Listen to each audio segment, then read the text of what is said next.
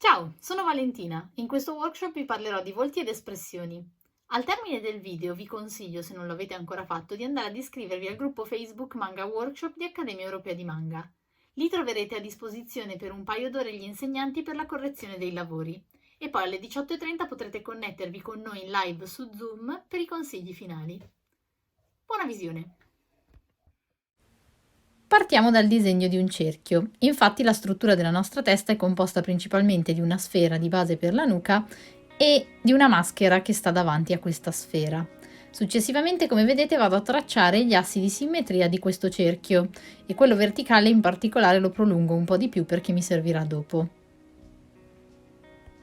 Successivamente a questo vado a segnarmi le prime due fasce del mio volto, infatti il volto è suddivisibile in totale in 3 fasce uguali.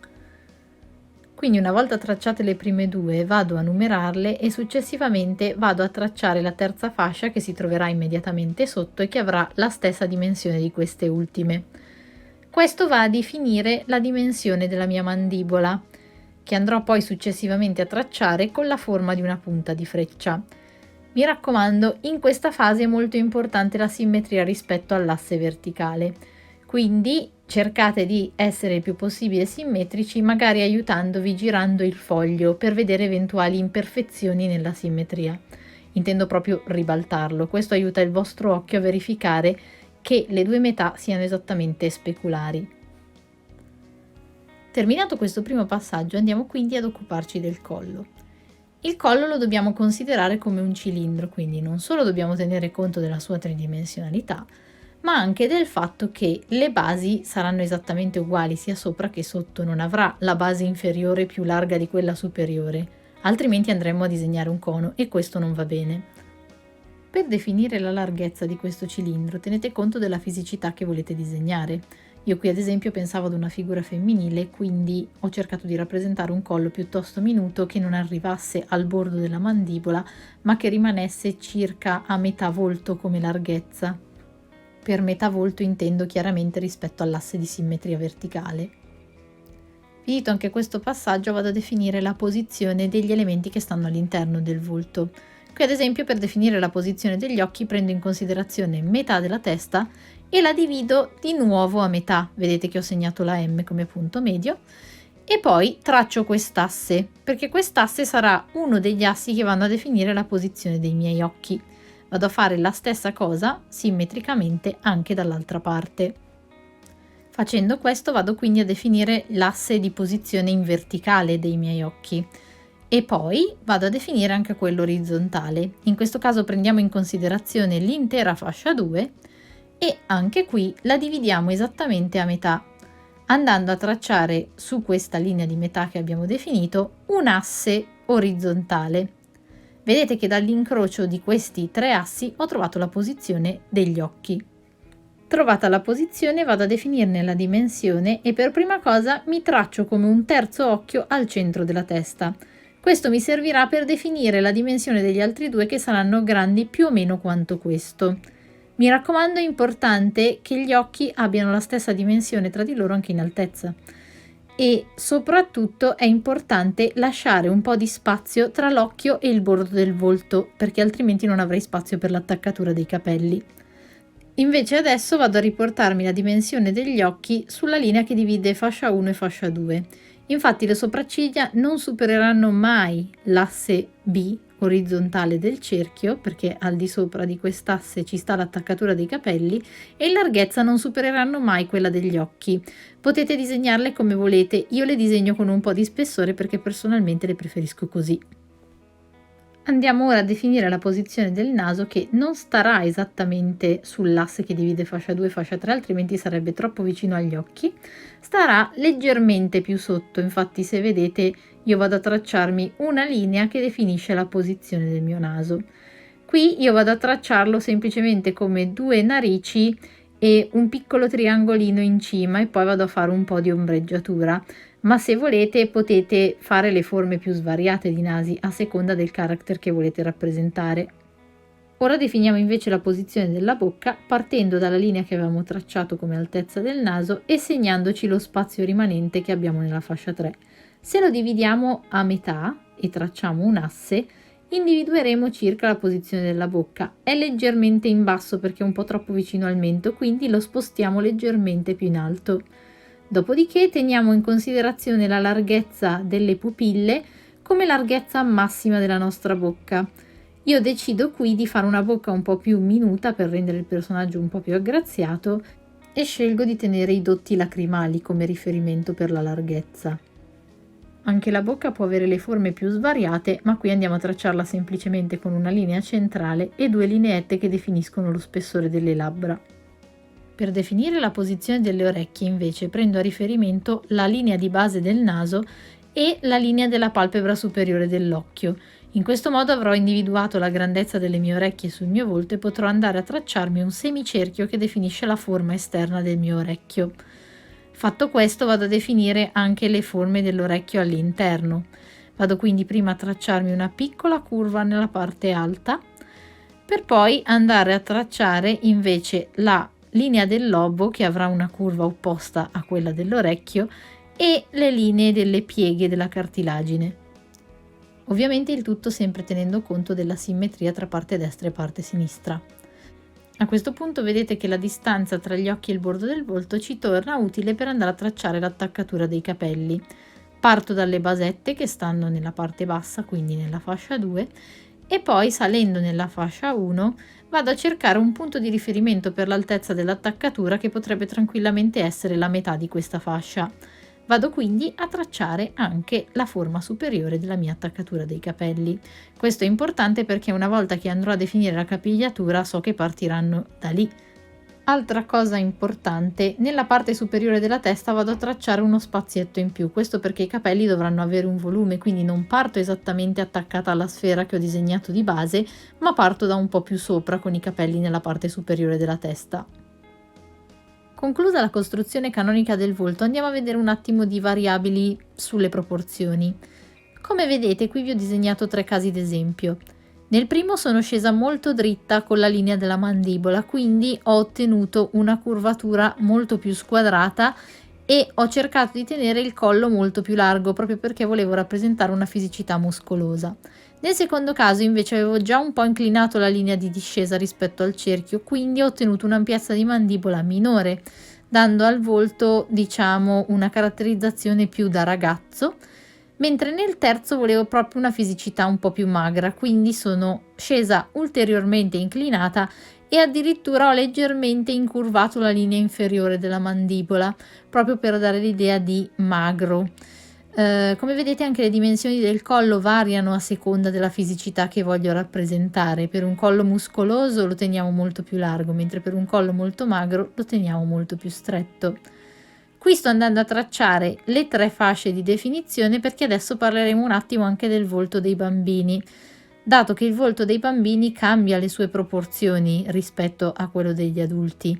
Infatti le prime 2 fasce restano uguali e vanno a definire la dimensione del mio cerchio, mentre la terza si riduce a metà. Questo cosa vorrà dire? Che avrò la parte alta della testa che avrà il cerchio esattamente uguale come nel caso delle teste degli adulti, mentre per la parte della mandibola avrò una dimensione molto più ridotta. Quindi questo significa che anche tutti gli elementi all'interno del volto andranno a riassestare le loro proporzioni di conseguenza. Quindi avrò una preponderanza degli occhi sugli altri elementi del viso che sono naso e bocca. Infatti, se vedete, gli occhi rimangono nella stessa posizione, sono in realtà un po' più grandi rispetto a quelli degli adulti, ma soprattutto naso e bocca rimangono in posizioni diverse rispetto a prima. Si può dire che la bocca si sposta nella posizione in cui negli adulti trovo il naso praticamente. Altra considerazione molto importante, la tridimensionalità. Cercate di immaginarvi sempre molto bene sfera e maschera quando disegnate un volto. Questo perché per adesso l'abbiamo disegnato in posizione frontale, ma mettiamo che io volessi cambiare di posizione e disegnare un laterale o un 3/4. Non devo far altro che immaginarmi che questa sfera e questa maschera che ho utilizzato per tracciare la mia testa ruotino sull'asse centrale. E quindi ad esempio vedete nel laterale la mia maschera ruota e si sposta in posizione laterale. Quindi non vedrò più la maschera intera, ne vedrò solo metà e vedrò la sfera dietro. Stessa cosa posso fare per il 3/4. Qui però una piccola accortezza. L'asse centrale del volto non è più l'asse verticale del cerchio, ma è leggermente scostato rispetto a questo e segue la piega della sfera. La maschera si comporterà di conseguenza e non andrà mai a toccare comunque il bordo della sfera, che deve rimanere come nuca. Ricordatevi sempre il piccolo spazietto in più dietro alla nuca, perché definisce le effettive dimensioni del cranio. Infine ricordatevi che anche il collo si comporta di conseguenza, quindi verrà tracciato su un asse inclinato negli altri due casi. Immaginare la tridimensionalità vi darà un risultato più realistico alla fine, quindi ricordatevi sempre di questa composizione sfera più maschera.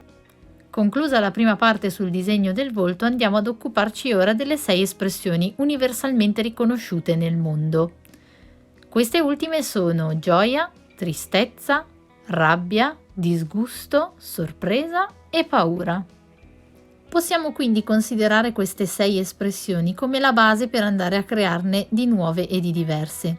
Infatti, se vedete, ad esempio, tra gioia e tristezza ci sono degli elementi comuni, ad esempio la forma degli occhi o il modo di socchiudere gli occhi, ma abbiamo invece delle variazioni per quanto riguarda le bocche e la posizione delle sopracciglia. Stesso discorso si può adattare a rabbia e disgusto. Infatti, se vedete, tra sopracciglia, chiusura degli occhi e bocche ci sono delle differenze. Stessa identica cosa avviene per paura e sorpresa. Ad esempio, potete notare che in sorpresa la figura è più rilassata, quindi ho un iride più dilatato, mentre in paura, dove voglio trasmettere tensione, ho l'iride molto più ristretto. Qui vi ho anche rappresentato le 3 principali forme dell'occhio manga, quindi tare, tsuri e normal. Andiamo a vedere le differenze. L'occhio tare tende leggermente verso il basso, quindi ha delle linee dolci e curve e ha l'asse di simmetria spostato leggermente in basso. Tsuri, al contrario, ha l'asse di simmetria dell'occhio spostato leggermente verso l'alto, quindi è come se io andassi ad alzare la piega della mia palpebra verso l'alto.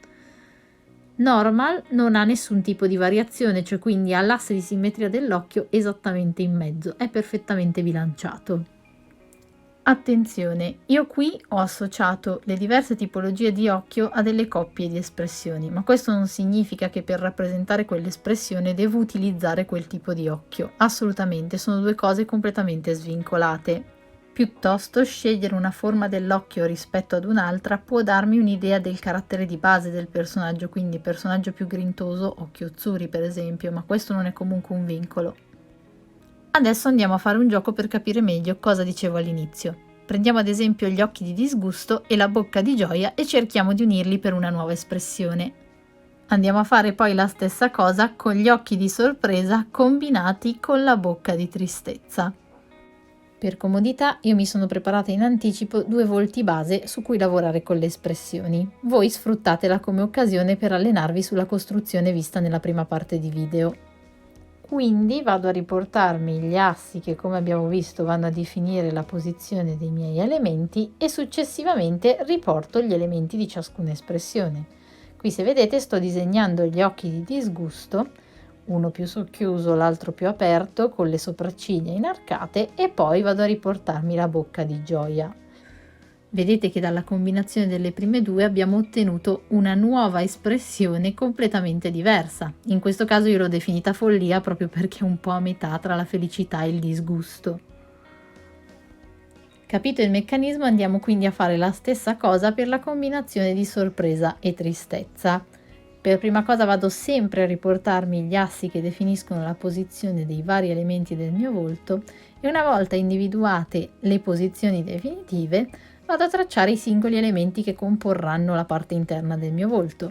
Io parto sempre dagli occhi perché comunque in genere sono la cosa più simmetrica nel volto, anche se variano magari di apertura o di chiusura tra di loro, rimangono comunque simmetrici rispetto all'asse centrale, mentre naso e bocca ad esempio possono diventare leggermente asimmetrici, che ne so, in questo caso per esempio la bocca è leggermente più socchiusa da una parte rispetto che dall'altra per dare l'idea che le labbra siano leggermente tremolanti.